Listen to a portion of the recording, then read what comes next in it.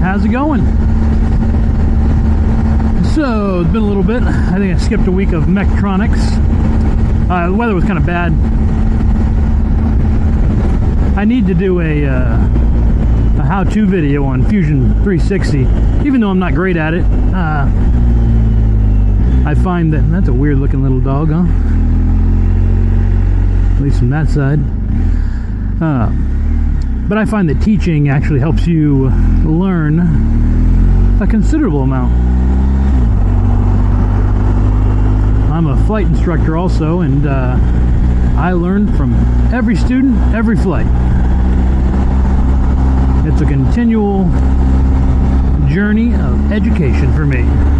One thing I like about flying is that I could do it for the rest of my life and never learn even half of it, probably. So we're taking kind of a back way to the Renton Airport. So Mechatronics, let's see, what have we done since the last time I talked? I think we were on the dice, and then we were on the roller. We already went over that. And then we went through the vise. The vise was a logistical project. So you had all your screws, your plates, your base, your slide plate, the shaft, the roller shaft, and then the handle, caps, all that kind of stuff. It was a lot of pieces, and they wanted to design every single one of them. They didn't let you use pre-made screws, which, you know, in most projects you're going to use pre-made fasteners. So there's just no point in creating your own. I would even say it's kind of a mistake to create your own in most projects, because you want somebody to be able to get the fasteners at a later date, other than having to come back to a machine shop. But yeah, so that was a logistical kind of a nightmare. What I did for mine, though, is if I get a project sheet or a technical drawing, I go through the different parts that are there, because it tells you everything you're going to need for it on the technical drawing, and I create the different parts assemblies right there. So I'll go through and before I even start drawing anything, I'm going to have, you know, I need a base plate, I need a slide plate, I need the sliding clamp and the, you know, the fixed clamp, and then each one of those I put in there as a new assembly in the main project, because I find that I all the time will forget to do that, and it's kind of a pain to make it work afterwards. You can do it though, but I like to just have it completely organized before I even start, and then I can always add stuff if I need to. One thing I did learn too on Fusion 360 is that to reorganize your assembly, you have to go down to the timeline and move the timeline emoji, whatever you want to call those little things, but you have to move the diagram for the timeline for each individual assembly, not change it in the hierarchy up above. Even though it kind of shows you a blue line that you can change it, it doesn't seem to work. I thought that was kind of stupid. It's like, well, I just want to move the base plate screws up near the base plate, and it won't let you do it unless you go into the down below in the assembly, or in the timeline, and move the assembly there. So that was kind of a thing. And then for printing, I found kind of a shortcut for Fusion 360. As long as you're networked, I mean, even if you're not, I guess you could still export it, no problem, into your slicer. But in Fusion 360, you can click on the top project, you know, the main project, so it has all the different assembly parts in it, and then you can go to 3D print on that, and it will download every item into the slicer and bump it right into your chosen slicer automatically. It's pretty sweet. So like if you want to print out, you know, a complete vise with all the parts, then you just do that, and it has each file separately, so you can move them around. I mean, the file's one file. Well, I'm way too high on the gears. I don't know what I was doing. Falling asleep there driving. But you can move those down and put them in the slicer as one big file, and then you can move each part around individually, so it's not like it's one big amalgamation of parts. They're all separate in there still. And so that made creating the project pretty simple. They did not have us 3D print the vise though, but I did it in 25% just for fun. It had some issues with the actual file though, as far as how they had us design it. It had zero tolerance in some parts, so it was not real feasible. And then 25% was tiny, so that didn't work out real well. Printing like the threaded shaft for that kind of came out as a blob, because 25% was like, I don't know, 4mm shaft. No, it's probably less than that, 3mm shaft. So that didn't work out real well, but it still was kind of cool to see all the parts separately. I just put them in a bag. I could get them to work, but I'm not going to waste my time. And then after that, they had us do a Geneva mechanism. So if you don't know what that is, they used to use it in like watches, and they probably still use it in watches, and then on the old projectors back in the day. So you've got your drive wheel, it turns a cycle, and it has a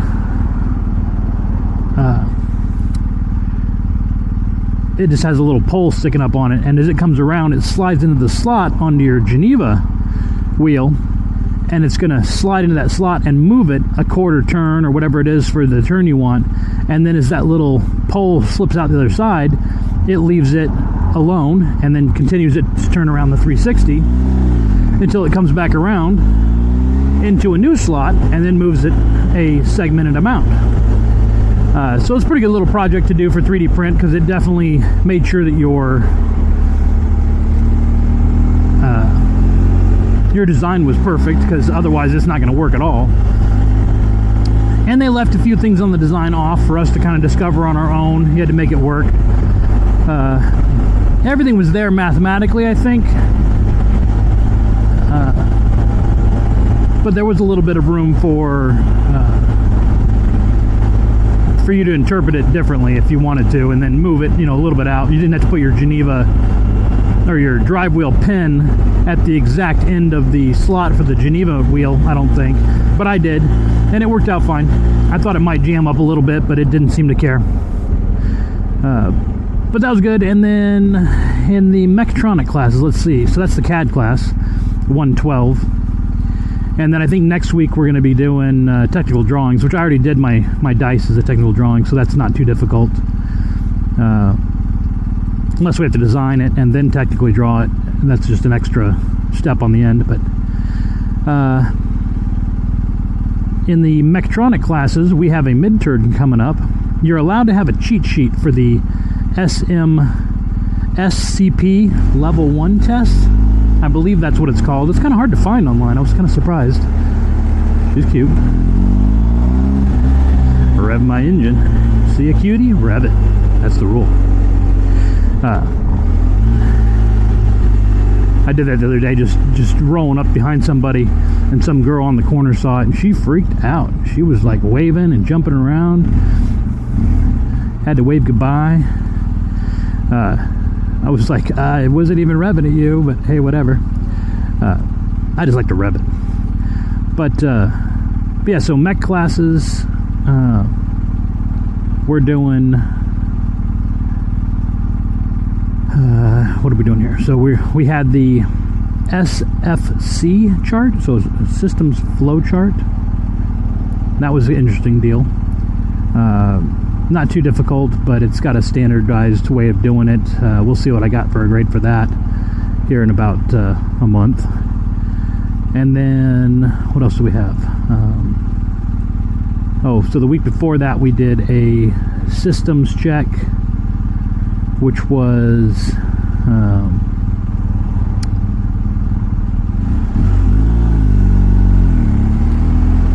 we had to do a flow system. That's what it was. So we did a flow system.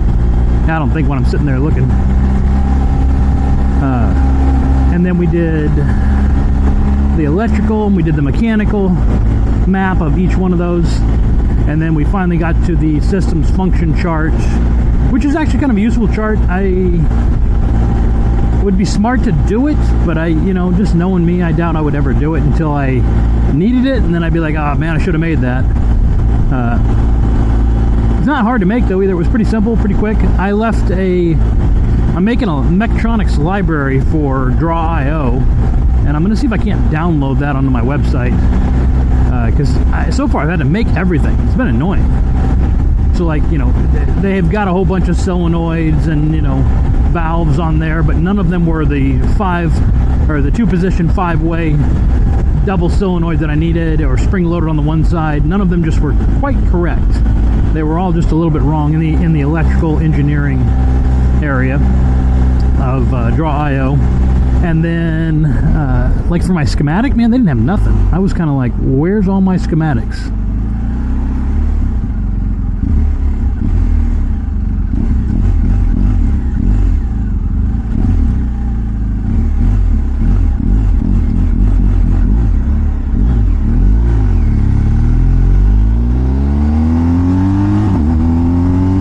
Probably should have let that car go first, but I don't want to be waiting on them. And then this is a school right up here, so they've got these fields. I don't think they're connected to the school. But there's a school zone here, and they like, it's a high school, I think, but they don't have any school zone for it. It's very strange. Every time I come through here, I'm like, should I have had to slow down or something there? But it hasn't got a sign that I can see. Yeah, so that Mechatronics been going good. We're 111 and 113. I don't know why it's not 112 instead, and then the CAD would be 111, but that's how they did it. Man,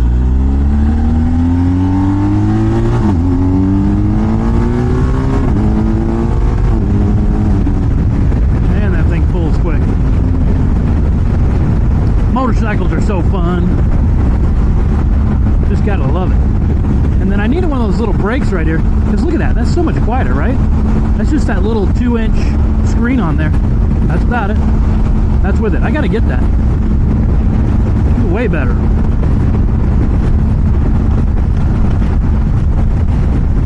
And it's a Friday afternoon, so I think the you-know-who is gonna be out in force today. So we'll just stay with the flow of traffic. But yeah, Mechatronics. Let's see here. We got the SFC chart, which is a systems function chart. So you're going to have each step in the system. You define that. So we have 13 steps in the system that I'm on now, which he did a kind of a fun thing I thought was annoying, but I get the idea of it. Is that the team participants, we had 3 guys on our team, we'd been working together for like 2 or 3 weeks on one single system, and then he just randomly picks a couple of guys, or he picks them with some intention. I have a couple ideas on why he picks certain people, but he then throws you on a new team with a new system, and you've got to start from scratch there again on your new system. So all my stuff up to this point has been on one system, and now it's on a totally new one. And he's like, well, you know, the boss came in, he fired a couple people, and he moved some other people around different projects. Sorry about that. So once he moves it, it's like, okay, well, that is sort of how working a job would work. Super annoying, but that's how it goes.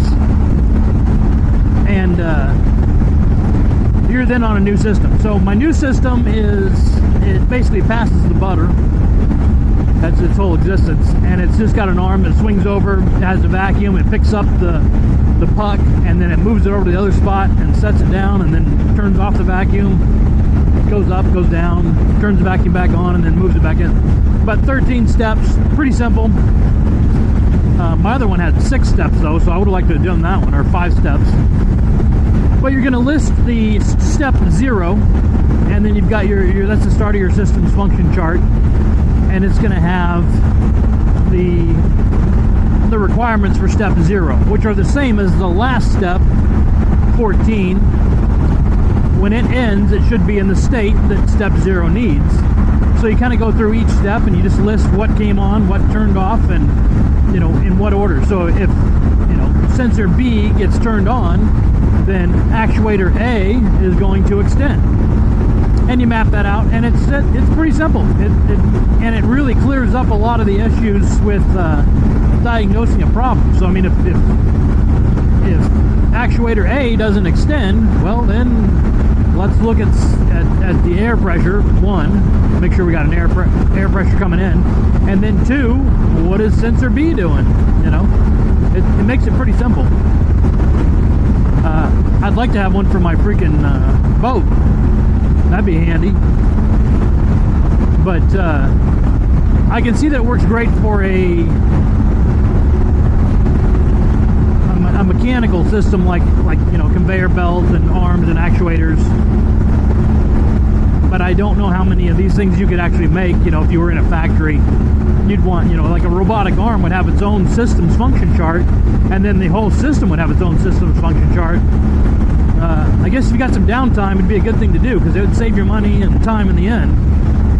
But finding that free time to do it, I don't know. And then, you know, getting somebody to believe that it's going to justify itself in the future. But it is pretty solid. I liked it. I'd like to see one for, you know, like a boat motor, and see how complicated that gets. But you go to the back of those, and you know, you do have your troubleshooting guides on the back of those, but they didn't seem quite as simple to follow as this setup was. So, and then next week's the midterm. So for the SMSCP Level 1 exam, we're allowed to have a cheat sheet. It has to be an 8 by 11 piece of paper. I think the piece of paper I have is actually 8.5 by 11.5. So is that cheating? I don't know.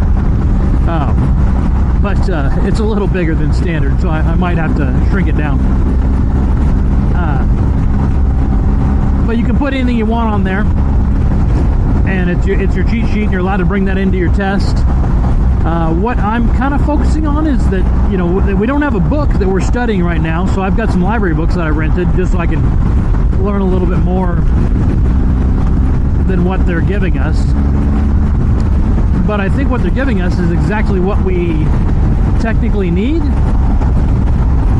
So they've given us PowerPoints. I think there's 6 in one, and then I don't know if the other class has, there's maybe 2, maybe 3 PowerPoints in that class. But you can kind of tell which slides might be relevant. So I think, you know, they're giving us the answers to everything, possibly, in the slides.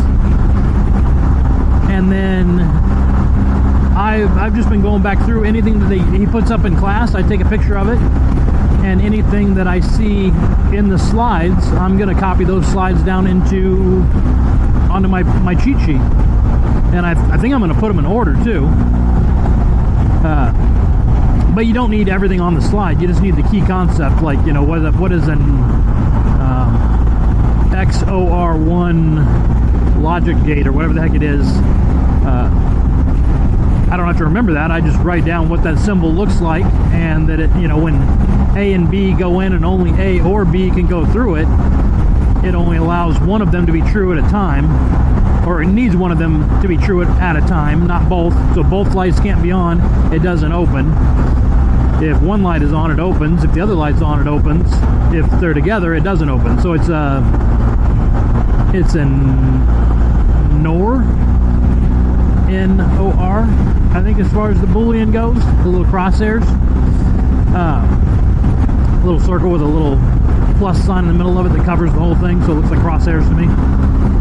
But yeah, so now we're learning Boolean logic this week, and then PLC programming and that, because I did look up some test questions online, found a little bit, and they were talking about that kind of stuff, and I was like, man, we haven't looked at any of this. What are we doing? Is this the same test, or is this what I'm supposed to be looking at? But then this week they came on with the Boolean logic, so we're definitely on the right page. But yeah, that's what I'm going to do for my strategy, is just take down all of the slides and put them onto an 8.5 by 11, or 8 by 11 sheet of paper, and I think that'll be a solid plan.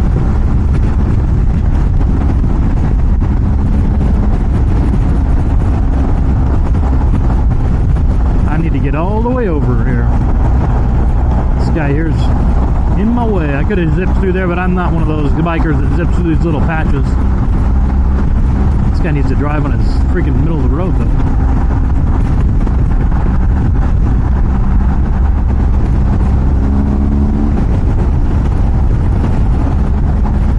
Yeah, this is the most dangerous part of my drive, probably. Getting out of that. Is this whole interchange here?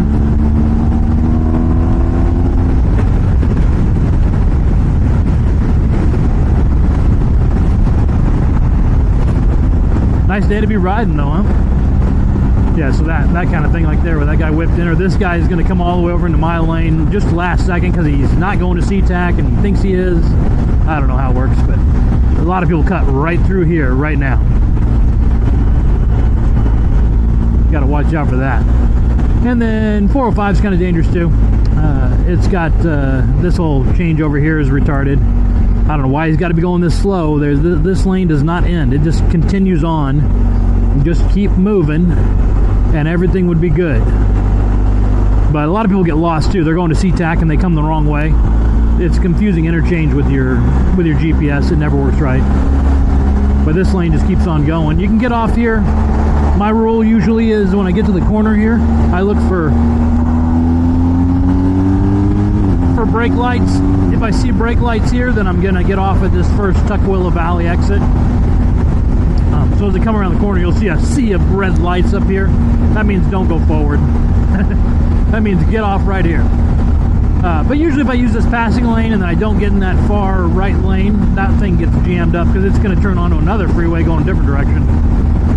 But I like the HOV lane. It gives me a fairly safe spot, although you get these creeps that they just got to pass somebody and they whip over to use this lane. Those guys should be shot. Usually some 25-year-old-ish dude sitting alone in his car, and he gets tired of waiting, and bam, just snaps over. Super dangerous for motorcycle. So I just kind of watch these guys as I pass each one of them. I'm ready to go, and because I don't know when they're going to come over. Yeah, so this is the next dangerous spot. Is getting over here. Yep, look at that. Just pop back into my lane. That ain't your lane, dummy. And then you got guys that whip out of this and then try to get up ahead of it too, because it's fun to dodge right in right there. Boom. People get so mad. But people whip out and then get back in line there and jam that all up. It's like, just stay in your lane. And then this little part here is not too bad usually because not a lot of traffic goes that way. I don't know why. And then the dumbest changeover on 167 and 405. I guess 167. But this is the stupidest setup ever. They got the passing lane just went over the top of us.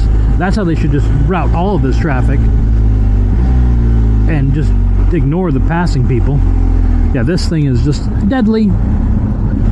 People like to whip in. Go, moron. You can do it, Grandma. But now I'm sitting underneath this bridge, just ready to get hit in the rear here. I'm watching my rear view mirrors. I do not want to get rear-ended ever on a motorcycle. That's probably brutal whiplash. Pretty common way for motorbikes to get wrecked, though. I never try to line up straight behind somebody. I always give myself an out if I can, either left or right. Pick the best area that I can. It's like now I would definitely go right. Yeah, and then here comes another idiot zipping back in because he's in the wrong lane behind me.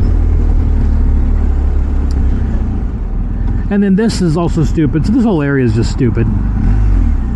The designer that designed this needs to get a kick in the nuts. You suck, buddy, whoever you are.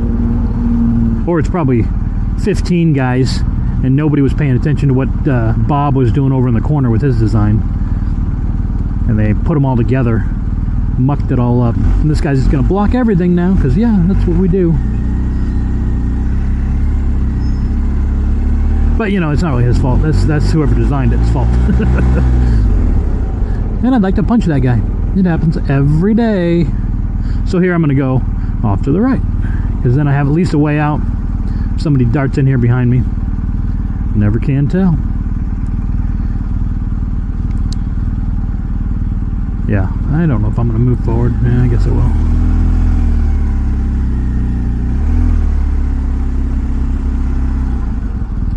Hardly worth the moving. Well, cool. Yeah, so that's my update. I don't know if I covered everything that well, but I will catch you guys on the flip side. We'll come back this next week. We'll see what we got going then.